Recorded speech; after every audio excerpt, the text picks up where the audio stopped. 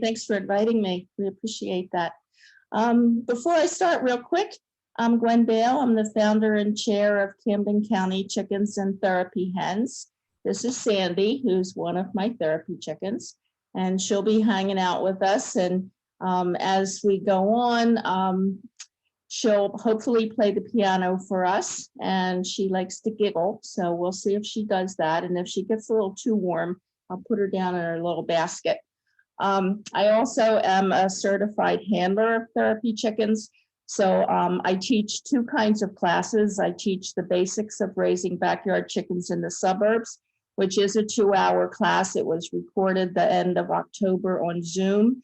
And I can give people the link for that if you're interested. And I'll actually put my, when I put Sandie down, I'll put my email address in the chat room in case anybody wants to get in touch with me.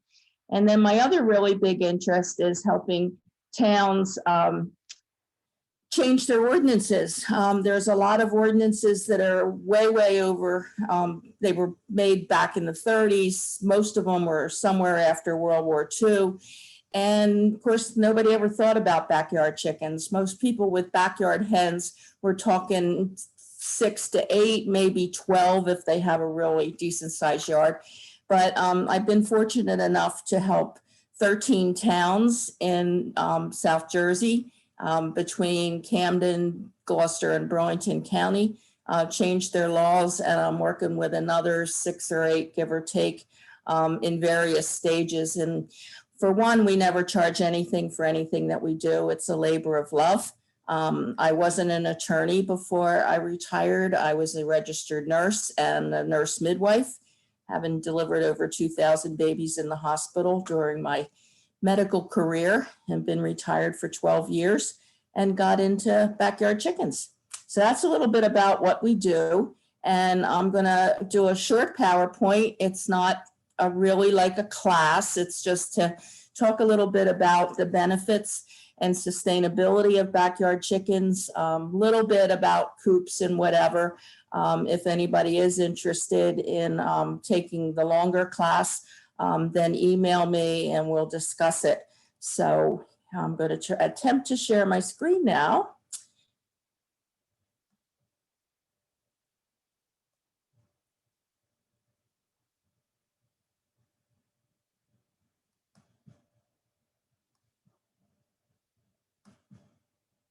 Okay, so the title of our program tonight is Scoop the Coop, Backyard Hens, More Than Just Pets That Give You Breakfast, and Using Chickens for Sustainability Composting. So all about the benefits of raising backyard chickens, and Sandie can attest to the benefits. So why are they sustainable and why are they great for your garden? First of all, they do eat a lot of insects. However, we do have to have a little disclaimer on that, because one of the things is that in the suburbs around here, our chickens are not permitted to just free range without an adult being out there with them. And it's for 2 reasons. One is that we did have lots of opposition. I live in Haddon Township in Camden County. We had lots of opposition. Neighbors were panicked that heaven forbid the chickens get in their yard. So one, being out there with them, we can make sure we keep an eye on them and they're in the yard. But we also have lots of predators. And of course, our biggest predator during the day are hawks. And we live a few blocks from Cooper River, and the hawks around here are many. And we do see them fly over. We're constantly listening and watching. And the girls, actually, the hens, I call them the girls, will make a sound if they think they see a predator, and everybody stops in their tracks. They want the hawk to not know that they're live chickens, so they'll stand still like statues, which is really pretty cool. But because we have to be out there with them, and the rest of the time they're in their big run, which you'll see some pictures of as we go on, they're not going to eat as many insects as if they were totally free ranging all day out in the yard. But then there's a chance you would lose your chickens, and to us, they're pets, and we won't do that. They also do make wonderful fertilizer. We'll talk about that. So just comparing the amount of feces that's produced, comparing a chicken to a dog, A chicken in a year produces about 35 pounds of feces, and all of which can be composted. A dog, average sized dog, produces 152 pounds of feces in a year, and none can be safely composted. So therefore, it does contribute to the waste stream. So this is what one chicken can do. Now, again, assuming that they're out a little more. I mean, now, especially since the pandemic, ours normally get out twice a day unless it's really, really bad weather. And, you know, so they're out a fair amount. And as the weather gets nice, we're out gardening and they're out with us and all. But anyway, they can debug 120 square feet of your property in a week, but that would be depending on how much they're outside. They can produce enough manure in a month to make 1 cubic yard of compost from leaves when you're mixing it in with leaves, which we'll talk about. They can break the life cycle of pests and disease of one fruit tree within an hour just by going up and digging and looking for pests on the tree. They can level a pile of leaf mulch in 2 days. Mine just love it. We just rake a bunch of leaves in a part of the ground in a yard, and they just go in there, and it looks like they're destroying it, but they're making absolutely wonderful compost out of it. And they can fertilize 50 square feet in a month. So they make enough fertilizer, although it does need to be composted. I'll talk about that for your garden. And what I think is most important, they can convert 10 pounds of food scraps into eggs that would normally, some people would be just putting in the trash. So I just think this is kind of cute today for my second breakfast. And it talks about all the different kinds of insects they ate and grapes and apples and whatever. One of the other benefits is that people that have backyard chickens don't really need to use pesticides and herbicides and don't want to. I mean, most people really don't want to expose their chickens to any kind of chemicals because it maybe can affect the eggs. So here's a whole bunch less pesticides and herbicides, and therefore little to no fossil fuel use.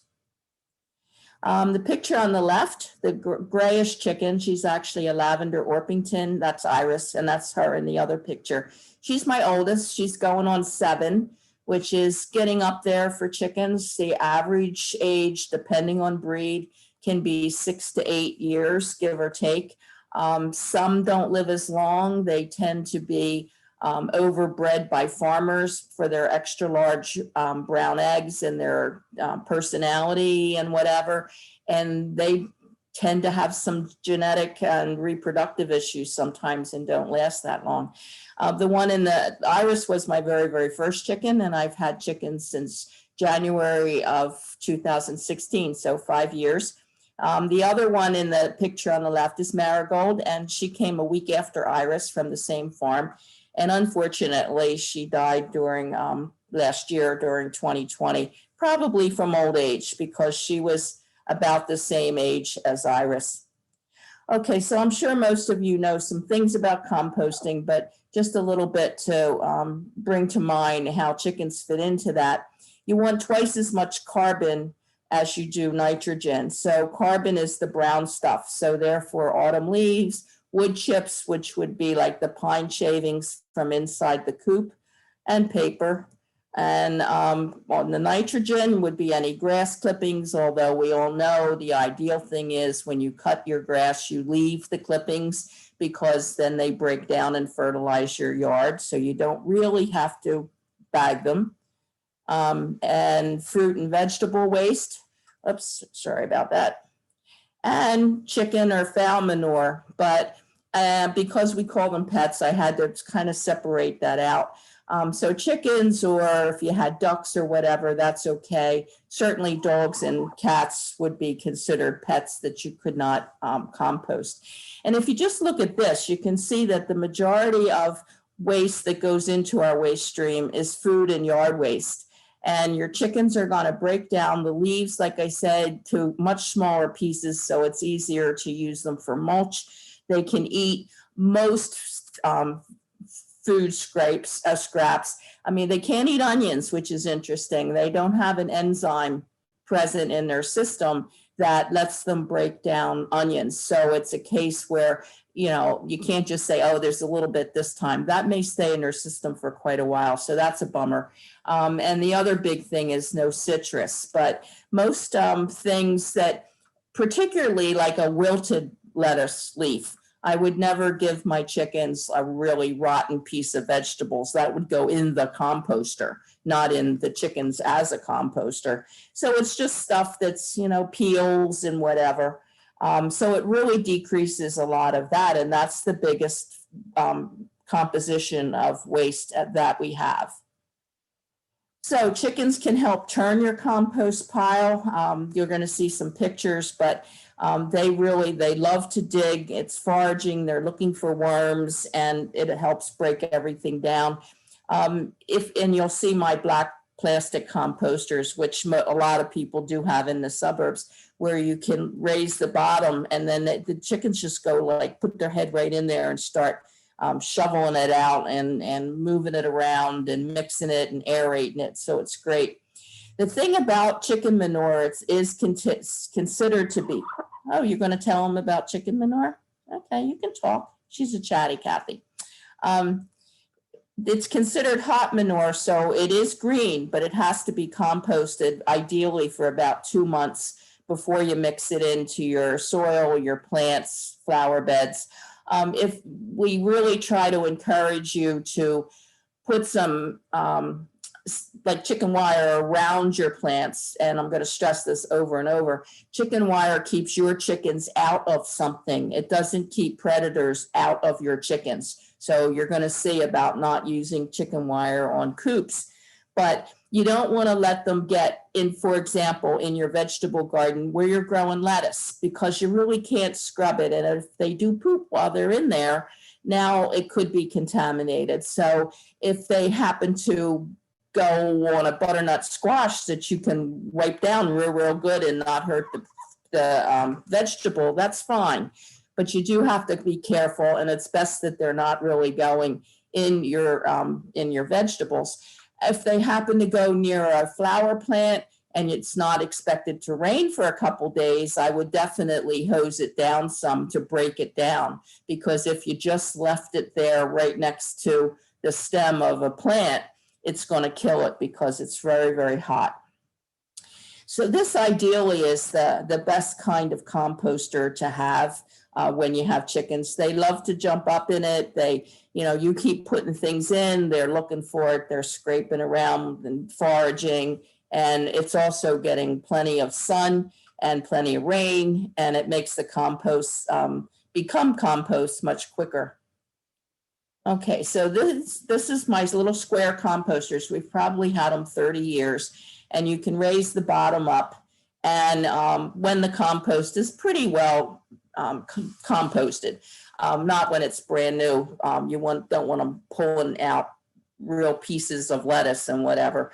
But they get in there. On the left is Hattie. Hattie was one of my therapy chickens too, and so she died a couple years ago. And then Iris and Marigold, they just really love to be in there digging. And I just like this because you always have to remind your family members, no, it's food waste that goes in the compost. No, actually, you can give that to the chickens, and don't put it in the garbage. Some of you may know a little bit about permaculture. I'm not going to get into that much. It's a combination of permanent agriculture and permanent culture. And it's a little bit, in my mind, more intensive kind of organic gardening. When you really look at the word sustainable, it's meaning that we're staying exactly where we are. We're not getting worse. We're not losing this, that, or the other, and whatever. We're kind of maintaining. And permaculture is more like looking more to the future, to go better, to get better, to take care of the earth more, take care of people, return the surplus. So it's a little bit heavier duty. And chickens are a really big part of permaculture. This is a friend of mine's yard, and he has areas that are actually called hugelcultures. And he has it built up and his food scraps on top, and he actually grows his tomatoes in there. It's very, very fascinating how much they can actually do that.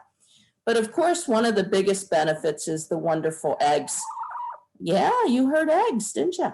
The egg on the left is from a chicken that gets exposure to grass. So you're going to talk a little bit about pastured.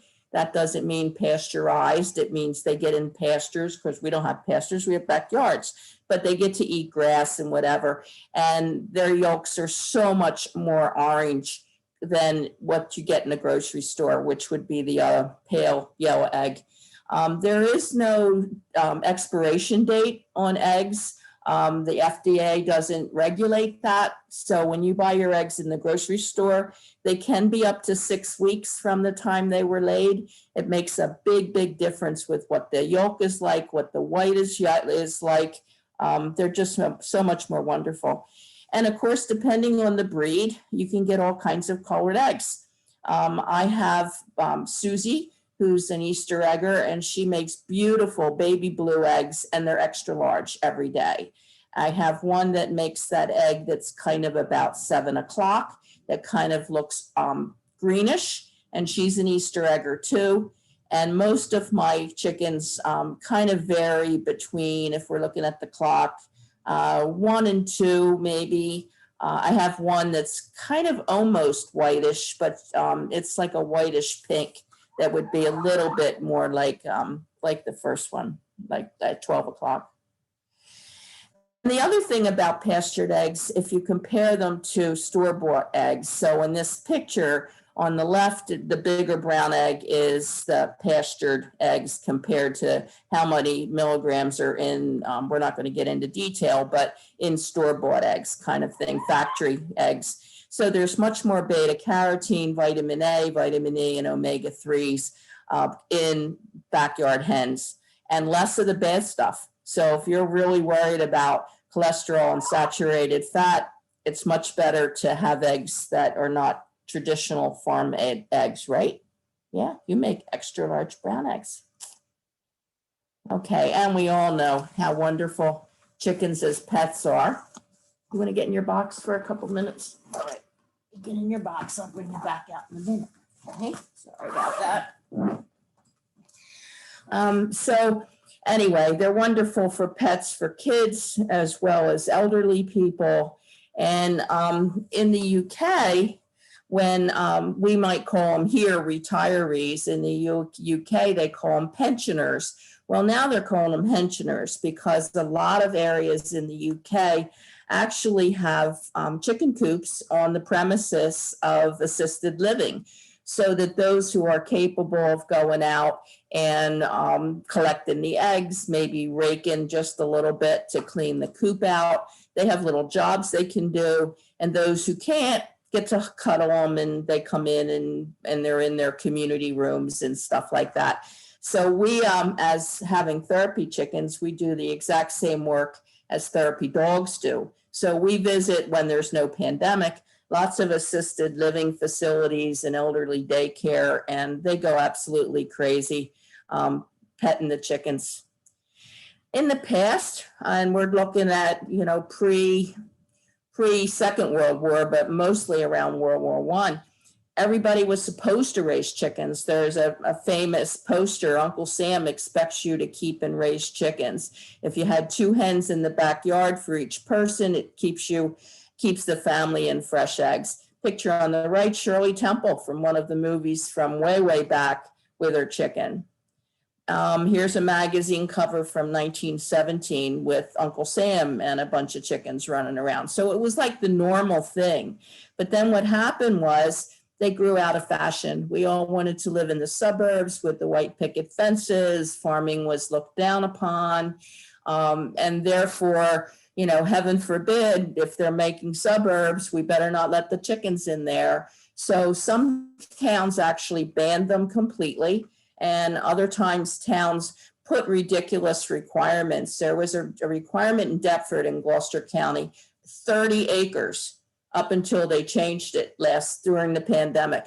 30 acres, whether you wanted 2 chickens or 200,000 chickens, you had to have 30 acres. My town, it wasn't like that. My town just banned them completely. And it did take me 5 years to get our law changed. This is what it looks like at normal multi chicken factories per se in these cages. And technically the cage has to now be bigger than a piece of computer paper. That's pretty pathetic to have a chicken in that size. And then when they have the egg, it rolls to the front and they collect them. So they basically eat from the little trough in front of them. I guess their water's somehow incorporated, and then their egg comes down, and that's their life. But this is what you get when you're buying $1.79 a dozen eggs someplace. This is where they come from. So then they charge you a couple more dollars and call them cage-free chickens. And this is what their life is. And I don't think that's any better. That even maybe could be worse. They're in each other's poop. They're pecking each other. Most of the farmers trim their top beak so they can't cause excessive damage by pecking each other. But the public thinks they're being really much better for chickens and whatever, because these are cage-free and they charge you more money. To me, that's not what it is. Now, they charge you more money when they're called free range. And this is actually not too bad. There's little areas when they're open for them to get out along the side of the barn. So with the rest of the place, they kind of look like cage free, but they could go out. You think they're going out in grass? Nope. Can guarantee you 90% at least they're going out on cement. Yeah, they're out. The ones that are closest to the door get out. They get a little sunshine, but they're not getting grass. And a lot of these big barns, or whatever we want to call them, facilities, the little door is at one end or the other. They don't even have the access that this particular picture has. This is pastured. They go out, they are in grass, they get to forage, they look for insects. This is what chickens are supposed to do. By the time you're buying pastured, let alone if they're organic eggs, you're probably paying it out about $7 a dozen. When you own chickens and you put the investment in, you're not going to be getting eggs for free, because probably our eggs would cost a couple $100 a dozen just because of the price of the coop and the food and the chickens and da-da-da-da-da. We're not doing it to, quote, save money, but you're doing it to get wonderful tasting eggs. Once you've had backyard chicken eggs, you never want to buy eggs again. And you care about the health of these chickens and what their life is like. So where do you want them to come from? Cage-free, where they're just all over the place, or in the pastured raised? Okay, so my personal thing is, I think it's better that you know for sure if it's legal in your town. If you don't know and you don't have chickens yet, you can Google E-Code New Jersey. And then when you get the link up, then you can put your town in. And usually you have to look up the word fowl or poultry. You usually don't look up chicken. And it may be under an animal section, but sometimes it's a little... Sorry. Your daddy just came in the kitchen, you had to welcome him. Okay. Sometimes it can be hard because there could be laws under their planning and zoning board that are not part of their whole general code, and it's possible to miss it. And unfortunately, you can't count on your neighbors liking the idea that you're having chickens, or maybe the neighbors did and then new neighbors moved in and they don't like the idea and they report you. And you can be forced to give up your chickens, and in some cases pay a daily fine until they're gone. So it's up to you. But here we were fortunate. We have a town of about 15,000. There were no illegal chickens in this town when we did our thing. Other towns there have been, and we've been able to kind of incorporate them into becoming legal. But it is a risk that you take, and emotionally I couldn't have handled it. These are my pets. And I would have been totally distraught if somebody said, nope, it's not legal. You got a week to get rid of them. But also, when you're putting the expense out to have them, you don't want to have to just have it be a waste of money. So if anybody is interested, or you find out that your town doesn't allow them, email me, and I'll give you some suggestions. Like, again, this is a labor of love for me. I never charge a nickel for anything that we do, and I can give you some handouts. And I've been going to Zoom meetings, which has been helpful. The only good thing about the pandemic is I can go to Zoom meetings for council 2 hours from my house, which I'm not going to go to normally. All right, so what does a chicken really need? And this can be a little, I don't want to say confusing, but it can be an issue. Coop floor space. If you look at a Coop online or Tractor Supply or wherever you're going to buy your Coop, please don't go by the fact that the sign says holds 10 to 12 chickens. They always overestimate. They can, because if you had little bantam chickens that weigh a couple of pounds, I'll say Sandie that you were kind of seeing, she's about 5.5 pounds, and she's a big girl. So if you have little bantams, yeah, maybe you can get a couple extra ones into that coop and they'll still be comfortable. So legally, they're probably basing that estimate on 2 square feet per chicken when they tell you how many it holds. For the normal size chicken, you want at least 4 square feet, because otherwise you're going to have problems. They do only normally go into the coop to lay their egg and to sleep. But if it's real windy, they hate wind. If it's real windy, they may go in there. If it's real icy, blowy, snow, whatever, they may be in there. And if you have your chickens in a very small area, they're going to be pecking each other, and there's going to be all kinds of issues. So what you need to do if you're buying or using plans or making is find out what is the square footage of floor area in the coop and divide it by 4, and that'll tell you, how many chickens. So my current coop, which you'll see a picture of, technically I can have 12 in there, and the most I can have in my town is 8. So I have a little extra room, and it works out well. The other thing that they will tell you, they'll sell you way more nest boxes than you ever wanted to have. Most times I have one area that's just slightly divided so that and you'll see that picture too, 3 nest boxes. The other day, for the very first time, 4 chickens were in there. I mean, I don't know how they were figuring that out. And it's the first time in 5 years I've had that many chickens. Sometimes there'll be 2, so there'll be 1 at either end, like bookends. I've never had more than 2 in there until the other day. And they tend to use the same one. So most of the time it's either one end or the other. Nobody likes the middle. But they're telling you, oh, we're going to have 6 nest boxes. There's no way that you need that kind of nest box. They do need plenty of room on their roosting bar, which is where they sleep, at least 8 inches.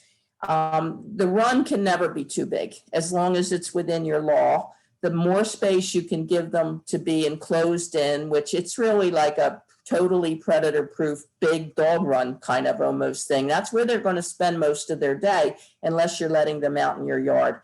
So the more, the better. They eat about a half a cup a day. Water, especially in the summer, up to 2 cups a day. Sometimes you have to fill the water twice. And it is much harder to keep them cool in the summer than we have no problems with the winter. Chickens are raised all over the world except Antarctica and the Arctic. So countries way more north than us, they do totally fine. They have 6,000 to 8,000 feathers. They keep each other warm. They cuddle together. They're fine.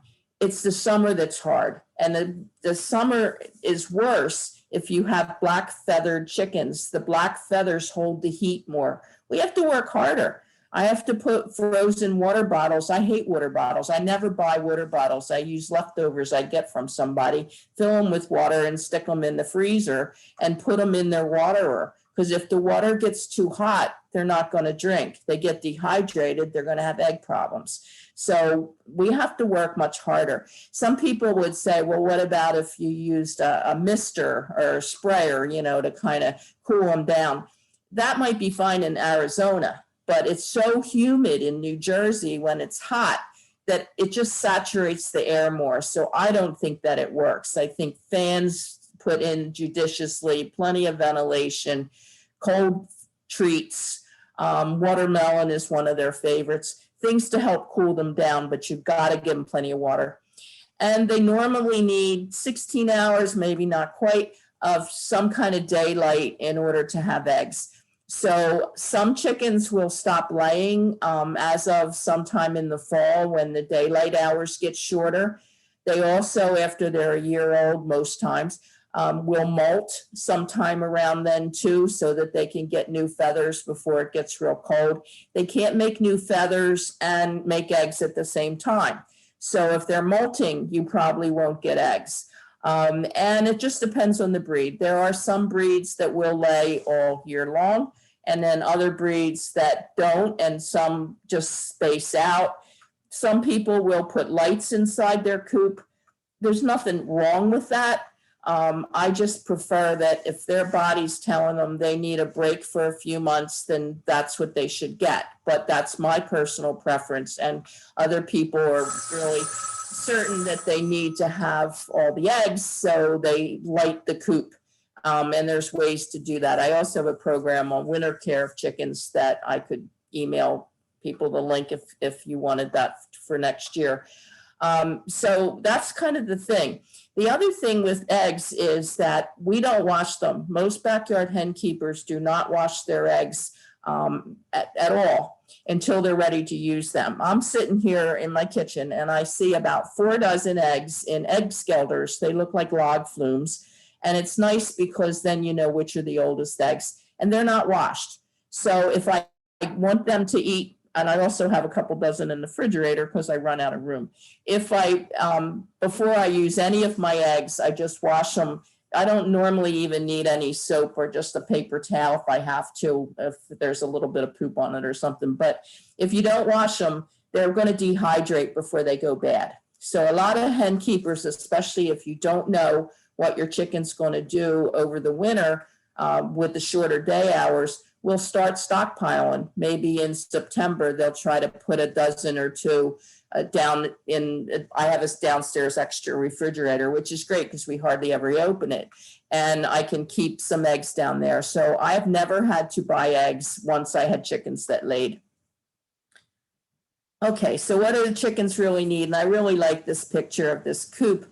And it's actually called the eggplant because it's purple like eggplants. They need warmth, they need comfort, food and safety against predators. They're food and water and safety. So they're the biggest. This is nice. It's got the nest box on the outside, so it doesn't take any space away from the inside of your coop. One thing it doesn't have, I assume that there's some wire that goes down where that first post is, because otherwise I don't know if that's totally open at the bottom and chickens could get out. I don't think so. You can't tell for sure by this.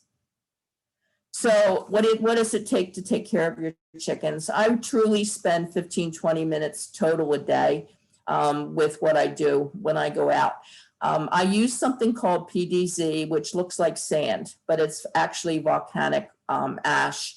And it's really, really easy for me. I can use a long-handled, kind of skinny bottom rake like you use around plants to bring the stool closer to the door if I don't actually want to go completely in.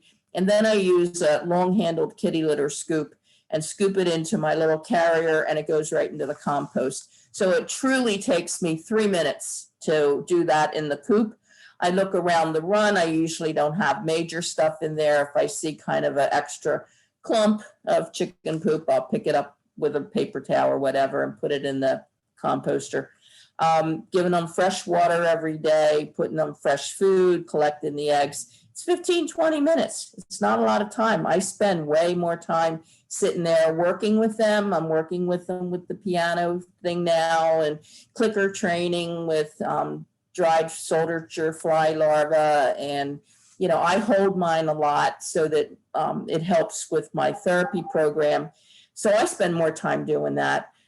They really are pretty low maintenance. But then like twice a year, I just finished my major spring house cleaning. So I use straw in my run.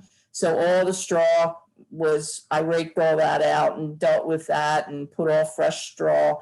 And in the coop, I raked out all the PDZ, cleaned the windows, cleaned the walls down.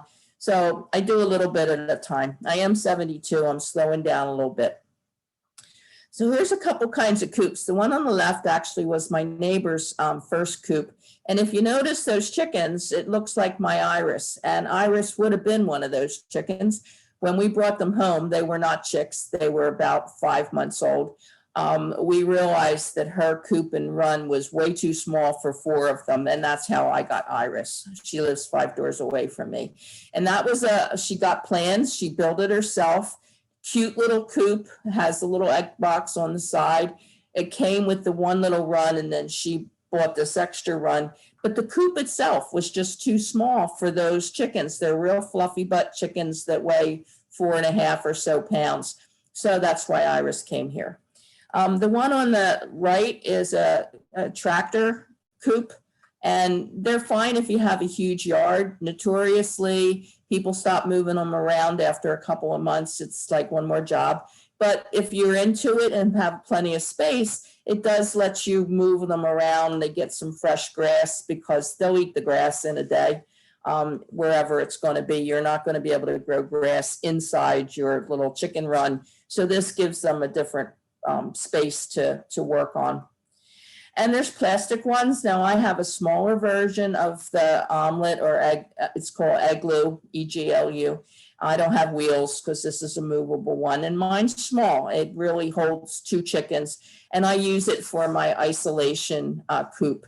And that's a biggie. Biosecurity, we get into a lot with my regular class, but when you get new chickens, or if you're starting this out and you're getting 2 from Susie Q's farm and 2 from Tommy's farm, they have to be isolated from each other for 30 days, regardless of how old they are, because everybody, just like we are in our own homes, we have an immunity to the germs in our own home.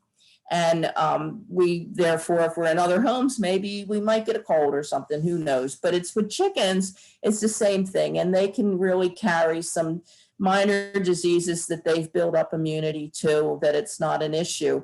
But if you're mixing them too soon, then you can get your other part of your flock affected. So it's a 30-day quarantine.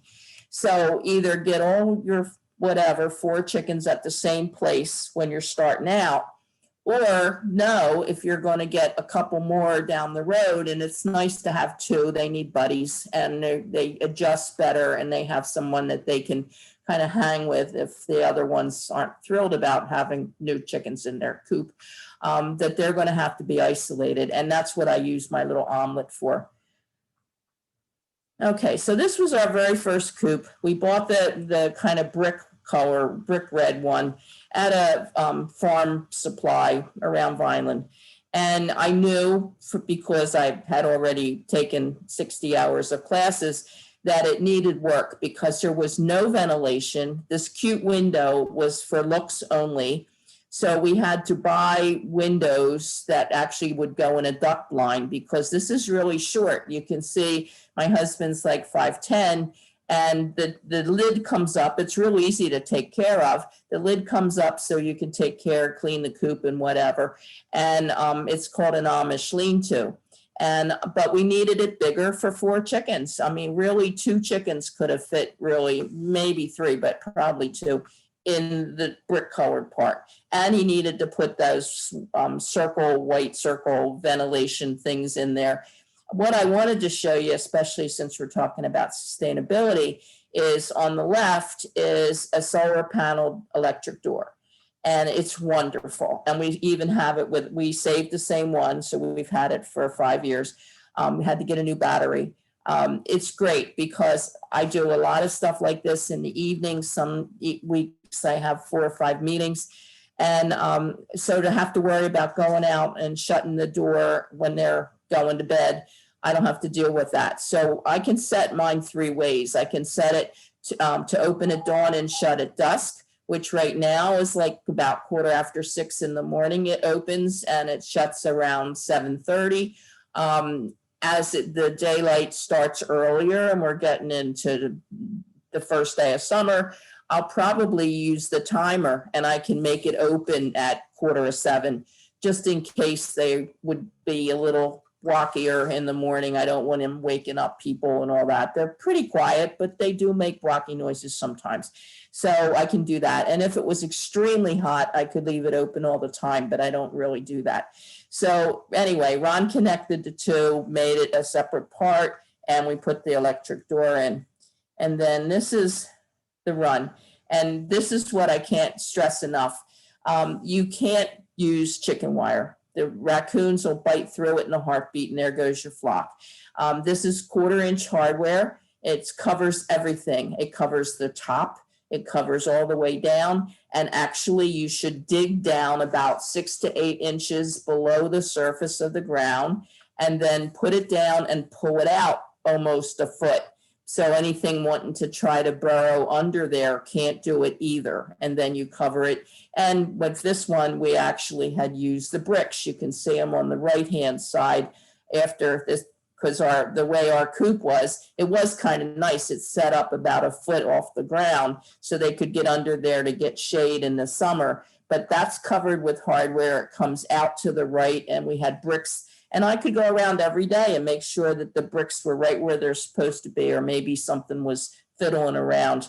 What we didn't have on this picture when we did it was my husband did get a big piece of corrugated plastic that we use for a roof, because otherwise your chickens will be in mud. With all the rain we have in New Jersey, and then we had all the snow this year, they would be in mud puddles the whole time.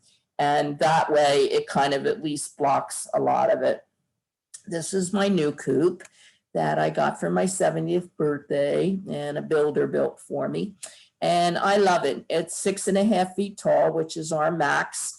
You can see the window on the left, and there's one on the side that you're seeing grass or plants back there. We have 2 windows that can open. Windows are covered by hardware cloth because raccoons can break glass.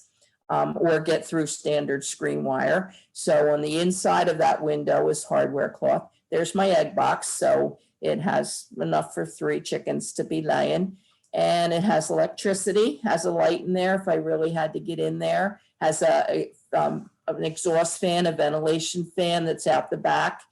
And it's we don't have to worry about the plastic on the roof anymore. It's shingled.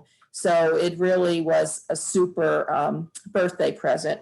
And because we're so into sustainability, we had permeable pavers put in. So on the right-hand side where we have some landscaping and all now, that's all permeable pavers. That happened about a year after the coop, because we just got tired of having the muddy stuff with, all the rain we were having. So this way they drain down really, really fast. Chickens do like mulch, so it's not a good thing to have mulch. They'll just dig in it. So now we have a real nice little fence that's close enough. The pieces of wire are heavy and close enough together that they can't squeeze in. I had another kind that they would squeeze in before, and then they're digging in the mulch. This is Sandie, who I miss tremendously. She was the world's best therapy chicken. And we used to go to the the Academy of Natural Sciences had an autism program every couple of months, and they'd open early for families with individuals on the spectrum. And we were part of that whole thing. And especially autistic kids do great with chickens, unless they're petrified of birds in general, because they're small and they'll wind up touching them with a finger and all that. Well, anyway, Sandie always was having eggs when we went places, and she just happened to turn around like she was saying, what is that and where did that come from? But we just absolutely loved it. And she actually died of a heart problem when she was about 3-ish, which is a bummer. So this is, we also do a lot of libraries. We do libraries in 5 counties. We do traditional story time. There's a picture of that coming up. And this is one where, I don't know if you know about, like, kids read to therapy dogs. Well, they read to therapy chickens. And this happened to be Sandie sitting on my lap with the little girl in front reading, and she's just listening. And I always have the kids turn the book around so that they can show the pictures, because especially if they have a lot of red and yellow, which is their favorite colors, they like to look. And then this is Sadie with Sandie that is here tonight. And if you look at Sandie's chest, she has hearts coming down. The way her feathers are in the front look like black hearts that are on gold strings, which is like karma that she became a therapy chicken. I think she's just really cute. It's just unusual. I've seen other breeds have that feathering, but it's pretty cool. And Lizzie is going to be her partner. Sandie actually plays the piano better when Lizzie's playing with her, but I kind of didn't want to have 2 in the kitchen tonight. So they get along fine. We've already taken car rides to see how they do in their little carry-on. So she's definitely the next one. And the one in the right is Susie that makes the extra large blue eggs. Her and Lizzie can be a team because they get along, but because she's an Easter egger and has these mutton chops, feathers around her face, some chickens don't like that. And that kind of seems to be the issue with Sandie. Sandie pecks her a lot. So they would not go good together in their little case, but she'll do fine with Lizzie. So I wound up with like 2 teams. So basically that's what the very basics and why this is such a sustainable thing. There's no negative environmental impact at all. You save your food waste and all from going out to the waste stream. You get wonderful eggs. They make wonderful pets. They eat insects, give you fertilizer. They're perfect. And you get breakfast. So what a great thing it is to do that, to have chickens if it's allowed, and if it's not allowed, fix it. You can do that. I can't stress it enough that the average person can work hard. And you know, I have all kinds of good stuff I can share with you. But you know, I just feel like, well, I have to give things up if there's an issue. Okay, so I'm looking at your chat. Oh, before I forget, I'm going to put my email in here. I really prefer email. It is easier to keep things straight. And the year before the pandemic, we did 180 visits and traveled over 2,000 miles to libraries, assisted living, schools, special needs programs, farmers markets, all kinds of Earth Day things. We love to do this. And so if you actually have any activities coming up that, you know, that you'd like us to come, I bring my table and my tent and my chickens, and the kids can come and pet. Of course, right now, everybody's wearing masks. I'm happy to have had both of my COVID vaccines over a month now since my second one, so I do feel a little more comfortable. So anything that we can do, or if you're interested in the classes. So it's gbaile@verizon.net. I prefer you do that. Farm eggs need to be refrigerated. How can they last? Like I say, if you don't wash them, when chickens have an egg, it's covered with a transparent liquid per se that dries real fast, and it's called the bloom or the cuticle. As long as they're not washed, that's going to keep the pores of the shell from letting any kind of bacteria in. So they will dehydrate before they go bad. If you're not sure, even, oh my goodness, you just found a half a dozen eggs in the back of your refrigerator from the grocery store even, what you can do is fill a mason jar about halfway filled with water. If the egg is fine, it's going to sink to the bottom. If it's not fine, and usually lay sideways. If it starts moving up a little bit, you better eat it right away. And if it floats, don't even crack it, because it's going to have that horrible sulfur smell. Jen took our class a few months ago, and they just got their first chickens. They're great. So thank you for watching again. There were definitely some things on tonight's presentation that you didn't see before. Oh, Peter, you're still trying to get your laws changed. So please keep me posted with all of that. I'm going to get Sandie out again and see whether she'll giggle for you. You going to giggle? Come here. I know it's not bedtime yet. I don't think your sisters are in bed yet. Yeah, okay. Yeah, see, we're not used to giggling when I have a laptop on my lap.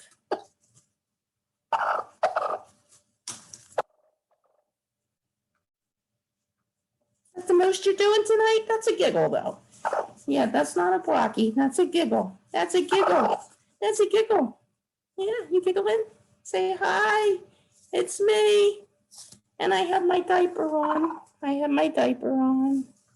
And we'll see whether she'll play the piano. I have to put the laptop on the floor. I think I can get it right. So let me put that down. And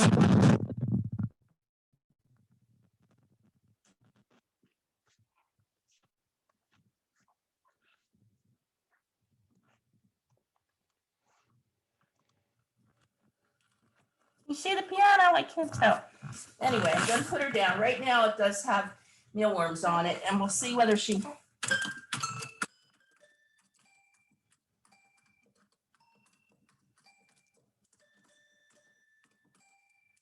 Good girl. They do it better when they're a little hungry.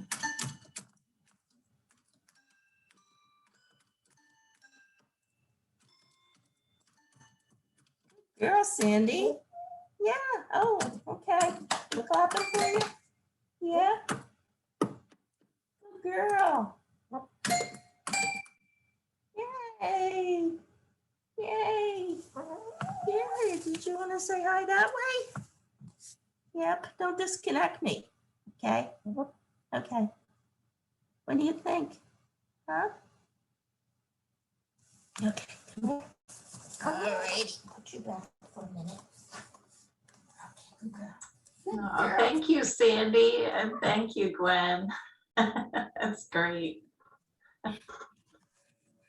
Oh, you didn't see my shirt. It says, "Stop destroying the earth. It's where I keep my chickens." Okay, so that's my Earth Day chicken shirt for you. So, that's excellent. see.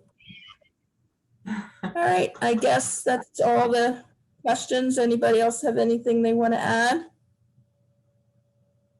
I have a Well, question. I'm here. Can I ask a quick one? I was just I just Googled to see what my town's chicken law was, and I had trouble finding it before because I wasn't looking at the right place. And by putting in fowl, that was just the ticket, and it has it says that no shelter for fowl should be closer than 200 feet from the street, 100 feet from any property line, or 500 feet from any residential dwelling unit. So that's outdated, huh?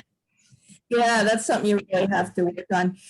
There was this law review article that I just stumbled upon when I was starting this thing out. And it's 33 pages, and it has to do with making laws, again, you know, so that they're fair, basically. And about the first 28 pages is all these about what they're doing all over the country and da, da, da. But then the end is really cool. And that's where they actually use 25 feet. And it's not 25 feet from the property line. It's 25 feet from your neighbor's windows and doors, because they have the background to say that, you know, hens will make the most noise right after they have an egg. So obviously I have 8. Well, Iris doesn't lay. She's in menopause, so she doesn't lay anymore. But, you know, they'll make a little more noise. It maybe lasts 30 seconds. Emmy might be a smidgy longer. We call it Emmy's song. We always know when we don't have to look at her. We always know Emmy had an egg. But most of them, they don't even do it that long. But at any rate, they've come to the conclusion that 25 feet, although, as I said, most towns around here that changed, they're all use 20. We use 20. We've never had a problem. It's not any louder than if you and I are having this conversation in my backyard. They might say, oh, somebody must be in Gwen's yard, but they can't even hear what we're saying. We're not waking up their sleeping baby. We're just having a chat. Dogs and you know, lawn blowers and lawn mowers and everything else way, way louder than chickens. So at 20 feet, it shouldn't bother them. And at 20 feet, they shouldn't smell your coop. I don't want to smell my coop. You know, they don't think about that. You know, I mean, I don't want to have my windows on my deck. My deck opens right down. It's about 4 feet from my coop. I don't want to smell it. So why would I want to have not take care of it? Because I don't want my neighbors to smell it either. So that's where we came up with this. And we do not use acreage at all. Granted, these are backyard chickens, and most towns specify they have to be in the backyard. So you can sometimes have a little bit of an issue with a corner property, because, you know, both sides of the corner are really considered the front yard, but it's possible. I went out, part of our pilot, when we had the pilot program before our ordinance, I did it because I was retired. I went out and had to check out everybody's yard before they got their coop. And I couldn't believe how many people that wanted to have chickens had corner properties. So it was like, something's weird here. This is like not normal. But, you know, when you looked at it, you knew where it could be. It basically had to be, you know, in a little bit as well as in the backyard. So it wasn't like right on the street. But we don't use anything like that. You know, we do have a 5-foot setback because it's the same as a shed. That fits into the 20 feet. So for my yard, pretty much to the money, my coop and run is at least 10 feet from my property line and 10 feet from hers to her windows and doors. There's the 20 feet. And the 5-foot setbacks included. It's not in addition to. So yeah, and I'm really careful. And I tell people, I think, you know, you need to be careful. If your neighbors are having a barbecue, maybe don't free range that time, or else have them on the other side of the yard. You know, if your neighbors love the chickens, fine. But, you know, my chickens will go up to the fence when they're out by themselves, but I never let them do that when my next door neighbors got company over there. I heard them on the other side of the yard. But no, that's ridiculous. And it's ridiculous, too, that it has to be that far from a dwelling. It's like your own house. You know, if there's 3 feet of snow out there and it's 10 degrees, do you want to have to go all the way to the back of your property to give your chickens breakfast and some water? You know, the closer to the house, the better, because now your water's closer. A lot of people either can't be without having a permit from electrician or whatever, can't have electricity in their coop. My builder put it in, it was fine. We don't have a law against that. So it really depends on individual minute things in the law. But if you had to run, you know, for a fan, you had to run a heavy duty extension cord or something, how far are you going to run it? You know, I mean, there's definite benefits. I can walk out of my coop and walk about 5 feet and I'm at the composter. I can walk a few more feet and I'm at the steps of my deck and right at my water, you know, so that law needs to change. What town is it? Hamilton. What town do you live in? Hamilton. Hamilton? Mm-hmm. Okay, yeah. Yeah, that you know, doesn't make sense. It's antiquated. So we can work on that. We'll get on that. All right. Thank you, Gwen, so much. Anybody else have any other questions? I think we're good. But a lot of appreciation for you, Gwen, and the work that you do. Thank you. Just make sure that you send me the link so I can share it too. I sure will. All right. Thanks. Okay. All right. Good night. Thanks. Have a good night. Bye. Thanks, everyone. It was well. Bye-bye. Bye-bye.